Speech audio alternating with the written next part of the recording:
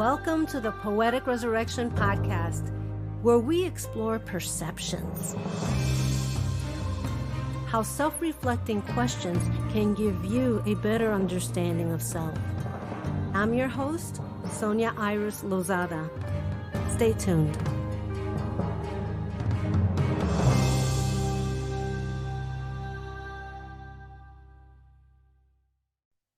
Hi, everyone, and welcome to another episode of Poetic Resurrection. And today I'm happy to introduce you to Cindi Buckley. She is an author of Love Awakens You. Hi, Cindi. Welcome. Hi, Sonia. Thank you. Thank you. So I'm really interested in asking you quite a bit about your book.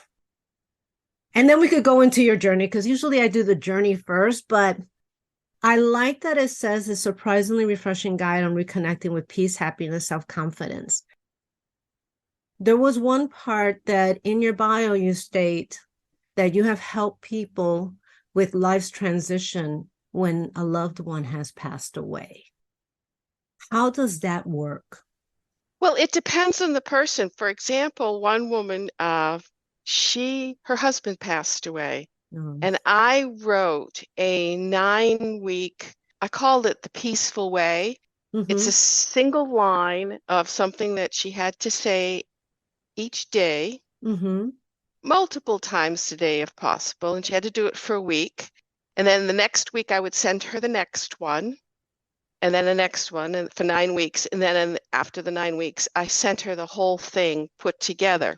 And she said it really did help her get over the grief. Of course, she still misses her husband, but still, it was a big help to her. Mostly, I write things for people and it's geared for them in particular. Mm-hmm. But it's helpful for anybody. Yeah. And sometimes one friend of ours, he lost his husband, so I wrote him just a single line thing. And he said it was absolutely beautiful. And I could see him when he read it, everything sort of all the stress of losing someone you love so deeply just falls right away, falls out of you. It gives you a sense of peace. Yes.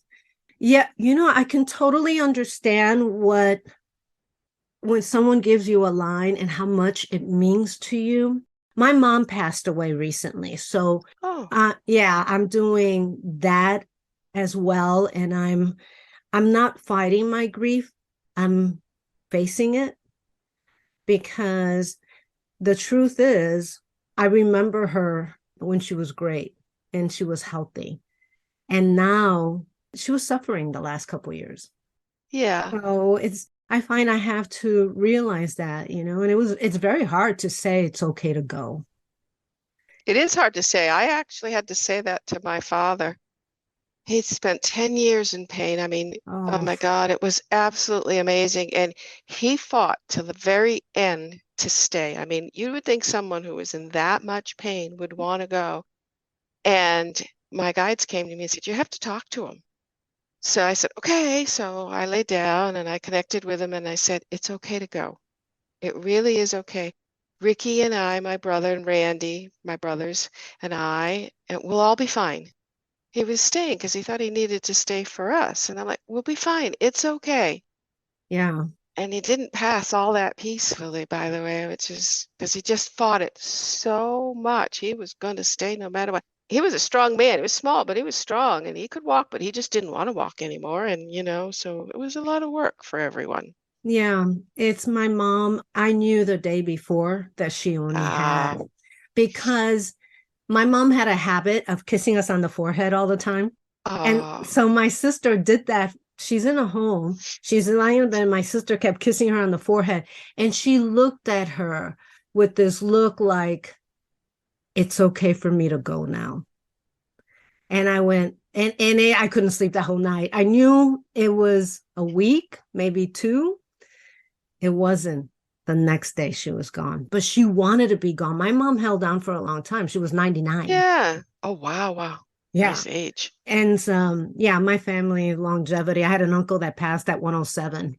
Oh, Oh, wonderful. Yeah. And he was healthy till about 3 years before. But yeah, so that transition is difficult. And yet you do the same kind of grieving, I find, when you have to change careers. It's true, actually. That's a very good point. There's a grieving process when you've spent your whole life with a career and now you have to change. Now you have to let go. Sometimes we're ready to let go, so it's easy.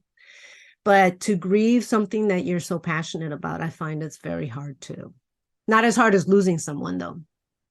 No, the thing to keep in mind, even though you lose someone, is to know they're always with you. It's hard to remind yourself of that. And it doesn't matter how close you are or how much you love the person, you're still going to cry. Oh, yeah. You're still going to cry. I mean, I was calm. I knew it was going to happen. I still cried. Yeah. I'm a poet, so I read a poem during the wake. It was like it was hard to get every sentence out. I believe it. Yeah, Yeah, it's hard. it is hard. Now, one of the things that really interests me is that you were in the corporate world I and you was. worked in logistics and your software consultation, and then I you got into did. this. What happened to change you? This is all true. I did do that.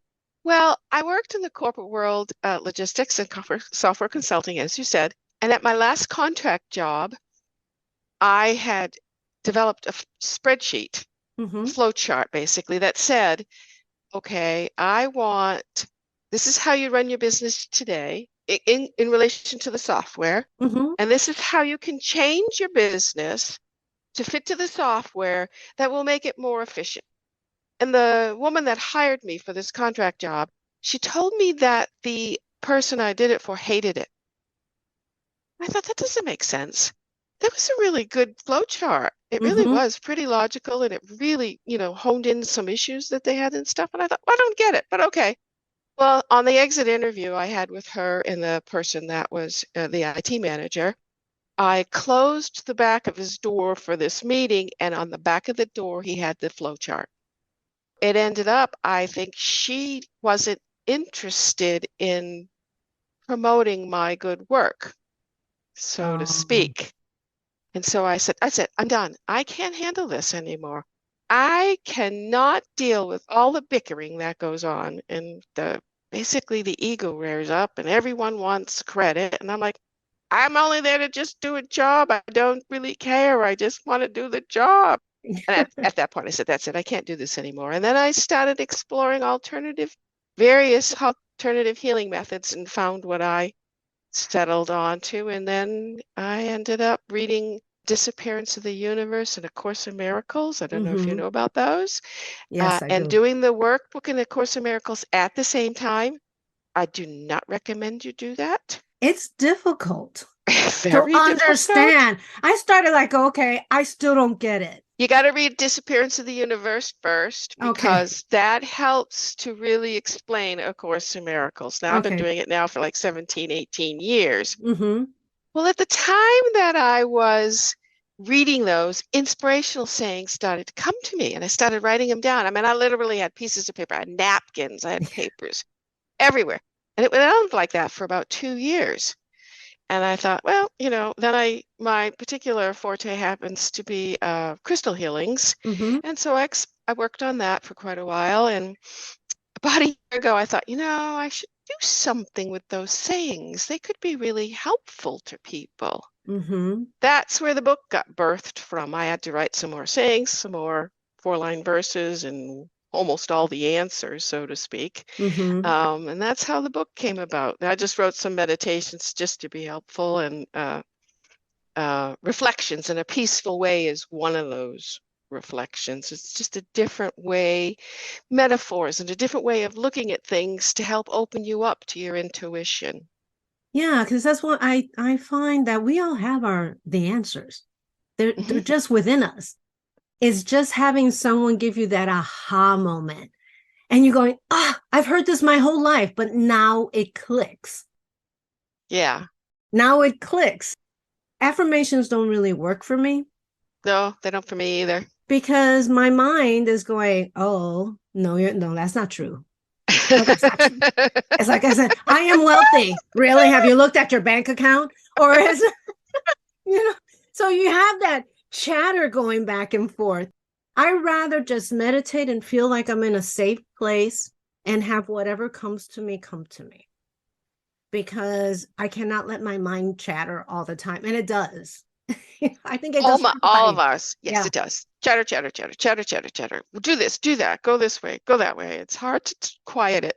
It really is. And doing its job is to keep you safe and make you be aware of everything around you so that you don't come to any harm. But man, is it sometimes wrong because garbage in, garbage out.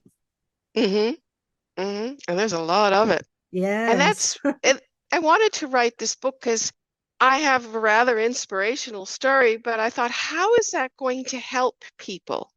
And, my story is hopeful. And I understand that, but I want to help them to learn to use their own intuition, to connect, to be able to accept the guidance that will get them where they want to go or need to go. Mostly it's need, by the way. Mm-hmm. And that's where the book came up. That's why the book came about, because I want to help teach people how to do that. And you know what? The best teachers I find are the ones that actually went through it. Yeah. Because if you can't give advice on something you know nothing about, no one's going to think you're credible.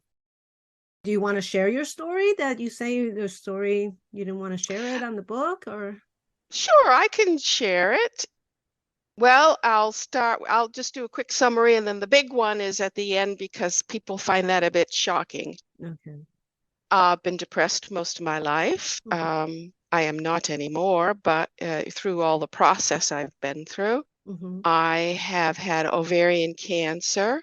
I have an autoimmune disorder called morphia, which is skin tightening and inflammation, and it restricts my movements. I was actually heading for a wheelchair until one day I decided, I don't want to be in a wheelchair. What can I do about this?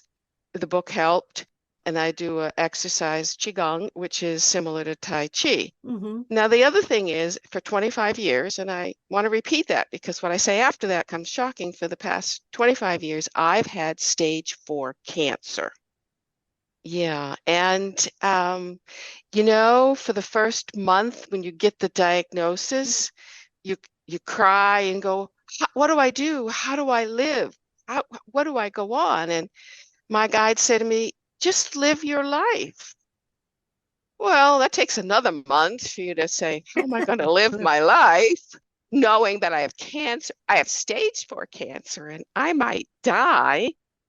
And they said, just do it. So I did. And so through all that, and of course, reading my Disappearance of the Universe and of Course in Miracles came about the book to help people open up to their true potential so that they can be happy and be at peace and have self-confidence and the courage to make the changes that they need to make. I've made the changes I needed to make. My diet had to change dramatically. My thinking of I'm special had to change dramatically because we're all special. Yep. But I have something that I can offer to help people, and this is what I want to do. And it's amazing how you've turned it around. Instead of self-pity, you turned it around on how can I help others? And I find that when you turn around and help others, you help yourself. Absolutely true. There's Absolutely something true. healing about it. You get great joy from knowing that other people are finding their path and they're opening up to themselves and to their higher guidance. You get a lot of joy from that. You You yeah, don't, you you do. do. You don't always know how you help them, but you just have to trust you're helping. When you get a review on the book and someone says, thank you, I really needed this, it just makes you feel good. So people, please leave reviews for authors. It really makes a big difference. It does. It really does help people. Yeah, we want to know if our books are helping you, and especially something with Love Awakens You. Can you read something from your book for us? A couple of quotes? I can. The question I have for you is Sure. I could read a few inspirational sayings or four-line verses, or I could read A Peaceful Way, which is the 9 lines, 9 sayings that help people. That would be good. Since I've mentioned that, why don't I read that? It's quick and it's very helpful. And this is from your book, Love Awakens You? This is from my book, Love Awakens You. See the Beautiful pretty cover? Sorry, this is the proof coffee. I should have taken the other one out. Oh, I well. know, I see the line against it. I have some like that Oh, too. there. Oh, Here's a better okay. one. Oops. Oh, well. We all make mistakes. Doesn't matter. It's just always going to be that way. Okay, A Peaceful Way. My journey is not over. Help is on the way. Trials and tribulations are one. My guide walks with me. Stop. Look around. Beauty is everywhere. I am the light of the world. Tears of joy spring forth. I am well. I like that. It's a very different way of looking at things. And when you do one line each week, every day, and then you put it all together in the end, you go through some metaphysical and physical changes as well. One of the things that was hard for me to say was, I am safe.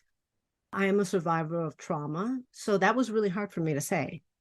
And once I was able to say it, I'm like, oh, okay. It made me feel so much better. Yeah. And because I believed it. It wasn't like an affirmation that you force yourself to say something. It is, I believed it. And I did mirror work with it. Certain phrases just give you that aha moment. The peaceful way is a different way of looking at things. There's the inspirational sayings, the 4-line verses, which are perception expanding verses. It's really the answers to questions you really never knew you had. That's the meat of the story. And again, that's a different way of looking at things. Because that's what this whole podcast is about, exploring perceptions. Yeah, because it's me saying, I'm not special. And people going, oh, how could you say that? Well, everybody is special. That's how I choose to look at it. I think that's a healthy way of looking at it, that everybody is special. There are people I do not agree with at all, especially with the political climate. Yes. But I also see fear. Why not do something for all people? Explore those perceptions. Why do you have them? Anything that you read or listen to or makes you angry and hateful, you got to question why you're even listening to that. Because I find diseases come from being in a certain way. Now, you're like a miracle person. You've had stage 4 cancer for 25 years. Yeah. And that just is like proof to me that changing your perception is healing. It starts with some sort of discontentment. You have to think there's got to be a better way. Because what my book does, you just have to read it, is it helps you understand and recognize the difference between love and fear. Because fear is very pervasive in our lives and we are not even aware of it. And I actually define 40 different elements of fear and a little bit of love. Because once you understand what the fear is and you release that, then the love comes in automatically, believe it or not. Although you can substitute fear for fear, but hopefully you don't do that. Yeah, because it's, I mean, look at the commercials. Some commercials are fear-based. Oh, absolutely. Oh, if you don't get this, no one's going to find you for days. I mean, what a thing to tell the elderly. Like, they're not fearful enough. It's very sad. I'm not against pharmaceutical companies because at a certain point, you have to. Preventative is for preventative. It doesn't help once you have something. I find that some side effects are worse than what the actual problem is. I always do what the doctor says, and then I look for the alternative. Yes. I do. I am another person that you're going to say this for, let's see, how long was it? 35, 45, 55. For almost 30 years, I was on thyroid medicine. Mm-hmm. I no longer take thyroid medicine. I do take a supplement, but Yeah. I have gotten off of prescription thyroid medicine. Now, people don't do this regularly unless you're very confident about, and you do it with your doctor's advice. Mm-hmm. And I did tell my doctor, he said, you don't need to be on it. You could go off of it. And I found a couple of supplements that I alternate between because I do different things. Mm-hmm. And I no longer take the prescription. Do what they say at first and then find an alternative. Exactly. Healing is changing your perceptions. And that's, again, going back to your book, that's what it seems like you did to be able to survive as long as you have with stage 4 cancer. Yeah, I've been told I'm not going to die from it. So, I'll die from something else. I don't Oh, know that what, would but really suck right after you've been I working. know. I've been Believe me, working on this forever, and now, it's not going to go away. The best I can hope for is the tumors will calcify. That's the Yeah. best I can hope for. I'm not in remission. I'm stable, but I'm not in remission. Is there anything else you would like us to talk about? We're going towards the end of our interview. My God, it was so quick. I know, Um, right? That's because we're having fun talking with each I other. know. It's great. People, if you have any slight discomfort, please do something about it. Whatever works for you, find some book that'll work for you, my book, any other book, talking to someone if that will help, even whether it be a friend or a therapist, whatever you will work. There's always something better to come your way. I firmly believe that. And when something doesn't go your way, oh well, something better will come along, is what I say, because you get a little discouraged when you don't get what you want. Yes. You can say, guess what? Something better will come. And the other thing you can say is, whatever happens, happens for the best.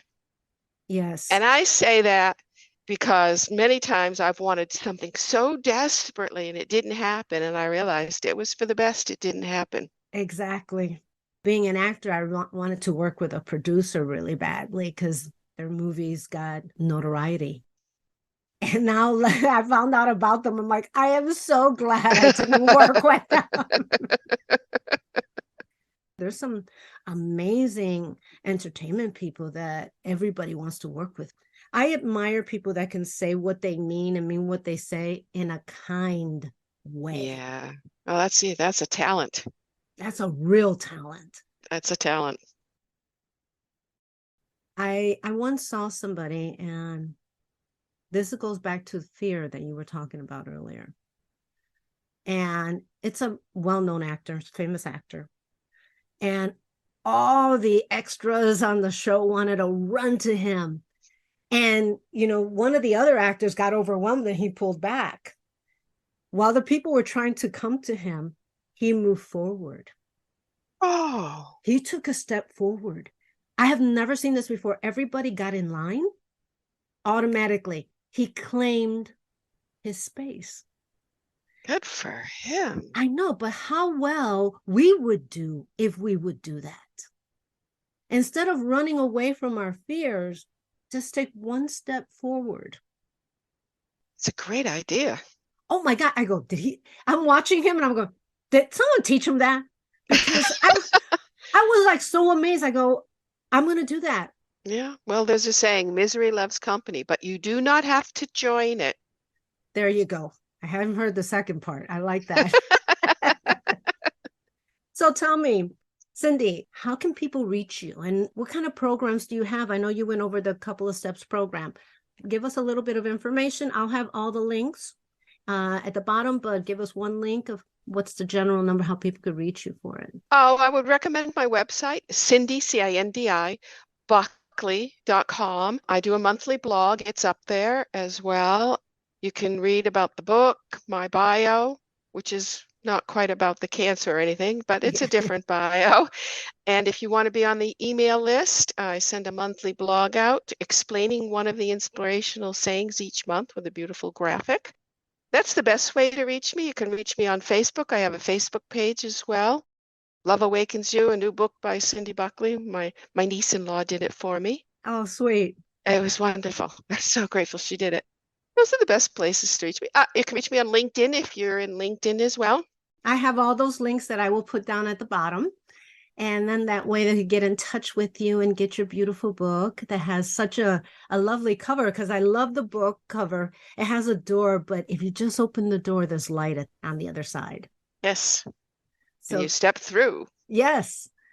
Thank you, Cindi. Thank you so much for sharing your journey. I'm honored that you shared going through cancer, your positive outlook and your energy, and thank you. And I think that many people that are going through the same thing you will find this very enlightening. I hope so. And, whatever works for you, please do. Yes. Just keep on smiling, people. It works. Yes, it does work. Thank you so much. Thank you so much for having me. I really enjoyed it. Thank you. Thank you for listening to the Poetic Resurrection podcast, available on Apple iTunes, Spotify, Amazon Music, Google Music, and many other podcast platforms. Please visit us and subscribe to our newsletter at poeticresurrection.com for the latest information and updates.